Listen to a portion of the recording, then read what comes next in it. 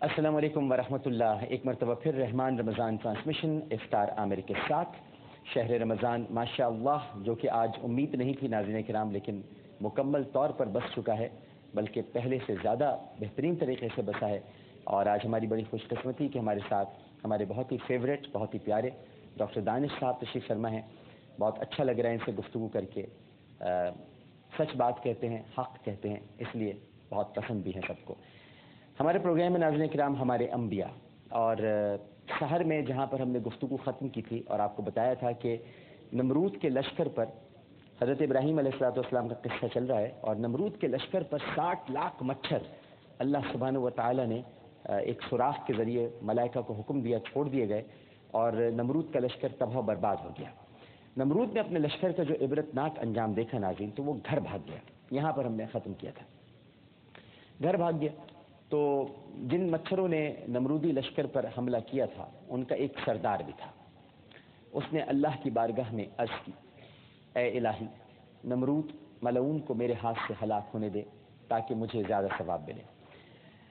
علامہ ابن کثیر نے تو زیادہ اس معاملے میں گفتگو نہیں فرمائی ہے، لیکن علامہ طبری نے اور طبقات ابن سعد میں اور ابن خلدون میں ایک بڑی خوبصورت عبارت ہے، وہ آپ کو میں بتا دیتا ہوں کہ یہ جو سردار مچھر تھا ناظرین کرام، یہ مچھر تو ویسے بھی سب سے زیادہ کمزور، ضعیف اور ایسی مخلوق ہے جسے ہر جانور کھا جاتا ہے، لیکن ان کا سردار اس سے بھی زیادہ ضعیف تھا۔ یعنی اس کی ٹانگ بھی نہیں تھی، اس کا ایک پر بھی ٹوٹا ہوا تھا اور ایک آنکھ سے وہ اندھا بھی تھا۔ لہٰذا اس نے گزارش کی اللہ تعالیٰ سے کہ مجھے اس بدبخت کو مارنے کی اجازت عطا فرمائیے۔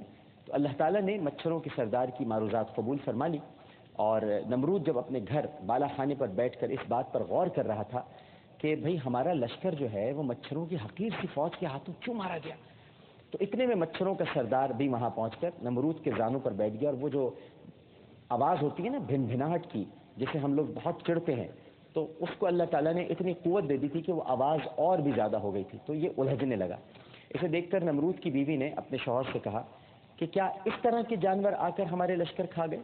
نمرود نے جواب دیا، ہاں یہی وہ موذی جانور تھے، اور پھر اپنے زانوں پر بیٹھے مچھروں کے سردار کو پکڑنے کی بلکہ مارنے کی کوشش کی، جو ہم عموماً ایسے کرتے ہیں۔ اس نے مارنے کی کوشش کی، مگر وہ مچھر اسی انتظار میں تھا کہ یہ حرکت کرے، اور جیسے اس نے حرکت کی وہ اڑا اور اس کی ناک میں گھس گیا اور دماغ میں پہنچ کر اللہ کے حکم سے اس کا مغز کھانے لگا۔ اب نمرود ایک ایسے عذاب میں مبتلا ہو گیا جس کا کوئی چارہ نہیں تھا۔ قدرت نے اس کے لیے مسلسل اذیت کا سامان کر دیا تھا، اور 40 دن اسی تکلیف اور پریشانی میں گزر گئے۔ نمرود کے کچھ چاہنے والوں نے تجویز دی کہ اس کے سر پر لکڑی سے ہلکی ہلکی چوٹی لگائی جائے، یعنی جو چوٹیں لگیں گی جب ہلکی ہوتی ہیں تو وہ چوٹی ہوتی ہیں، اور جو بڑی ہوتی ہیں وہ چوٹیں ہوتی ہیں، تو ہلکی ہلکی ان کو چوٹی لگائی جائے، تو اس طرح سے دماغ میں گھسا مچھر اپنی حرکت سے باز رہ سکتا ہے۔ جیسے ہی سر پر چوٹوں کا سلسلہ رک جاتا، مچھروں کا سردار دوبارہ اپنا کام شروع کر دیتا۔ پھر ٹھیک 40 روز بعد حضرت ابراہیم علیہ السلام پر وحی نازل ہوئی، اے ابراہیم علیہ السلام، تم نمرود ملعون کے پاس جاؤ اور اس کو ایک بار پھر میری طرف بلا کر سیدھی راہ دکھا دو تاکہ اس کا کچھ بھلا ہو سکے۔ مگر جب حضرت ابراہیم علیہ السلام نے نمرود کے پاس جا کر اسے اللہ سبحانہ و تعالیٰ کا پیغام سنایا تو نمرود کہنے لگا، تمہارا اللہ اور تم کون ہو کہ میں تمہاری وحدانیت اور رسالت پر ایمان لاؤں؟ معاذ اللہ ثم معاذ اللہ۔ اس پر حضرت ابراہیم علیہ السلام نے کہا، اے مردود، اگر تیرے گھر کی سب چیزیں گواہی دیں کہ اللہ ایک ہے اور میں اس کا رسول ہوں تو اس صورت میں تو ایمان لائے گا؟ حضرت ابراہیم علیہ السلام کا اتنا کہنا تھا کہ گھر کی سب چیزیں جن میں فرش، چھت، پردے اور مختلف آلات وغیرہ شامل تھے، سب نے بآواز بلند کہا کہ ہم گواہی دیتے ہیں کہ اللہ ایک ہے اور اس کا کوئی شریک نہیں، اور ابراہیم علیہ السلام اللہ تعالیٰ کے رسول ہیں۔ یہ بالکل اسی طرح ہوا تھا جب ابو جہل نے نبی کریم صلی اللہ علیہ وآلہ وسلم کے ہاتھ میں جو کچھ کنکریاں تھیں، اور اس سے انہوں نے نبی کریم صلی اللہ علیہ وآلہ وسلم سے اس نے پوچھا تھا کہ یہ بتاؤ کہ تم اللہ کے رسول ہو کہ نہیں ہو، تو آپ کے مٹھی میں کچھ کنکریاں تھیں، تو آپ نے ارشاد فرمایا تھا کہ میں کیوں بتاؤں، جو میری مٹھی میں ہے وہی بتائیں گے۔ اور پھر کنکریاں بول پڑی تھیں کہ اشہد ان لا الہ الا اللہ وحدہ لا شریک لہ واشہد ان محمدا عبدہ ورسولہ۔ یہ منظر دیکھ کر بھی نمرود کا ذہن نہ بدلا، اور اس نے ملازموں سے کہا کہ میرے گھر کا تمام اسباب دریا میں ڈال دو، جیسے ابو جہل کا ذہن نہیں بدلا تھا۔ نوکروں نے اس کی ہدایت کے مطابق ویسا ہی کیا۔ تب اس نے حضرت ابراہیم علیہ السلام سے کہا، اب بتاؤ میرے گھر کی کون سی چیز گواہی دے گی کہ تمہارا اللہ ایک ہے؟ اور تو اس کا رسول ہے۔ حضرت ابراہیم علیہ السلام نے مسکرا کر کہا کہ اے نمرود، اب تیرے گھر کے در و دیوار، بلند و بالا ستون اور دوسرے مکانات وغیرہ سب اس چیز کی گواہی دیں گے کہ ابھی اللہ کے بارے میں جو تو سوال اور بدبختی کر رہا ہے اس کا جواب تیرے گھر کی دیواریں دیں گی۔ اور الفاظ مکمل بھی نہیں ہوئے تھے ناظرین کہ ان سب چیزوں نے بآواز بلند کہا اللہ کا کوئی شریک نہیں، اور حضرت ابراہیم علیہ السلام اللہ کے رسول ہیں۔ اللہ اور اس کے رسول کی یہ واضح نشانیاں دیکھ کر بھی نمرود، کیونکہ بدبخت تھا، لکھا جا چکا تھا تقدیر امم میں، اور کرتاس تقدیر کے ہر صفحے پر اس کی بدبختی تحریر کی جا چکی تھی، لہٰذا نمرود ایمان نہیں لایا، بلکہ اس نے دل کو تسلی دینے کے لیے اپنے تمام مکانات اور ستون وغیرہ تک جلا کر راکھ کر دیے خود ہی اپنے ہاتھوں۔ اور پھر نمرود نے فخری انداز میں کہا، اصل میں غرور اس کے سر پہ چڑھ چکا تھا، اور کہا کہ بتا ابراہیم، اب تیرے اور تیرے خدا کے حق میں کون گواہی دے گا؟ حضرت ابراہیم علیہ السلام نے فرمایا، اے نمرود مردود، اب تو تیرے بدن کی پوشاک گواہی دے گی۔ اور جب واقعی ایسا ہوا تو اس بدبخت نے اپنی پوشاک بھی اتار دی، ننگا ہو گیا، جلا دی۔ اس موقع پر حضرت جبرائیل علیہ السلام نازل ہوئے اور حضرت ابراہیم علیہ السلام سے کہنے لگے، اے ابراہیم علیہ السلام، اس ملعون کی اجل آ چکی ہے، حجت تمام ہوئی، جتنا کہنا تھا کہہ دیا، اور اب کچھ ہی دن باقی ہیں۔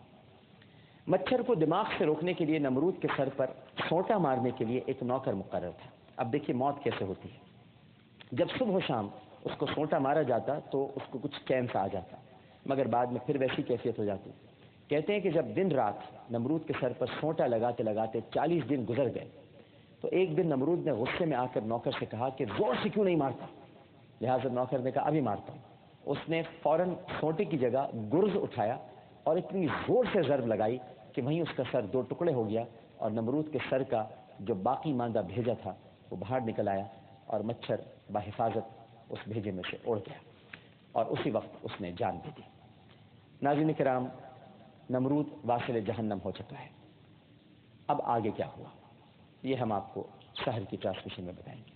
حضرت ابراہیم علیہ السلام کا قصہ بس اختتام کے قریب ہی ہے، اور جیسے ہی اختتام پذیر ہوگا، میں نے آپ سے کہا تھا کہ ایک بہت بڑا سرپرائز آپ کو میں ہمارے انبیاء کے سیٹ پر دوں گا۔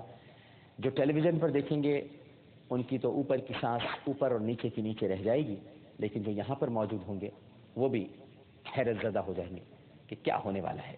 لیکن سرپرائز جیسے کہ آج ڈاکٹر دانش ایک سرپرائز تھے اور کسی کو نہیں معلوم تھا کہ آنے والے ہیں، تو وہ بھی ایک سرپرائز ہوگا کہ ہم آپ کو کیا دینے والے ہیں۔ بہرحال ایک چھوٹا سا وقفہ لیتے ہیں، وقفے کے بعد ڈاکٹر صاحب ہمارے ساتھ موجود ہیں، ان سے گفتگو کریں گے۔ ہمارا پروگرام ہے چاہت رسول، ڈاکٹر صاحب اسے بھی سماعت فرمائیں گے اور بچوں کی تلاوت سنیں گے، اور فیصلے کا اعلان، نتیجے کا اعلان بھی آج ڈاکٹر صاحب کریں گے۔ لیکن ایک چھوٹا سا وقفے کے بعد دوبارہ حاضر ہوتے ہیں۔ ہمیں یقین ہے کہ آپ سب لوگ ہمارے ساتھ ہی رہیں گے۔ السلام علیکم ورحمۃ اللہ۔